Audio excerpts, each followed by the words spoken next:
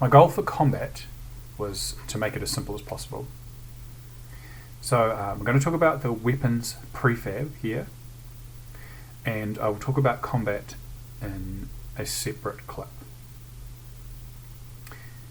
So weapon prefabs are installed on the deck.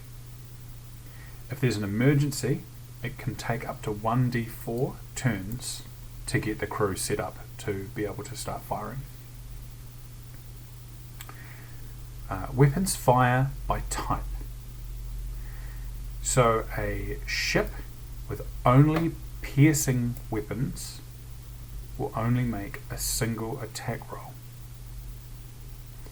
A ship with piercing, bludgeoning, slashing, or any other types of weapons will make attack rolls for each of those types. So a ship set up with multiple weapons can make multiple attacks. A ship set up with a single type of prefab weapon, of say for example just piercing, will only get to make a single weapon attack.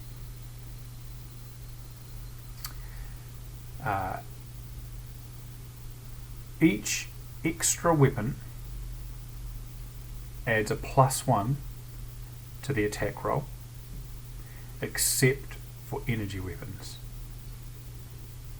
This sounds like it could be a lot, especially if you think about a prelude class ship, but you must also consider the fact that if a prelude has crew to man those weapons, it's already using 3 prefabs for those weapons, because the crew member requires their quarters and they require their storage as well as a weapon to operate. So straight away it divides that by 3. A ship must also have other prefabs on it. And if it's heavily armoured, if you have a heavily armoured prelude, then its total number of prefabs is slashed as well.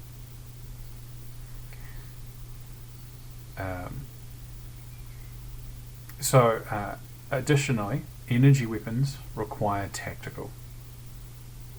So if there's no tactical prefab, the ship cannot put energy weapons on board.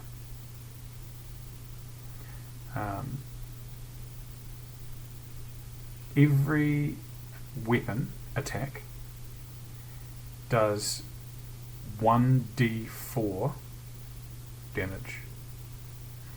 Aside from energy weapons, where every 5 prefabs of energy weapons adds d4. So we have all the other weapon types, and we have energy weapons. For all the other weapon types, every weapon requires a crew member to operate. For energy weapons, every 5 prefabs of energy weapons requires a crewmate, and tactical needs to be operational. The crewmate assigned to weapons is the gunnery master, and they can make a contest against the enemy to add the gunnery master's proficiency to an attack roll. So just really briefly, all the weapon types aside from energy do a d4 of damage with no extra bonuses. Extra weapons of that type add to the attack roll itself. So starting with a single piercing weapon, the bonus is 0, and for every extra weapon above that, you've got you get a +1.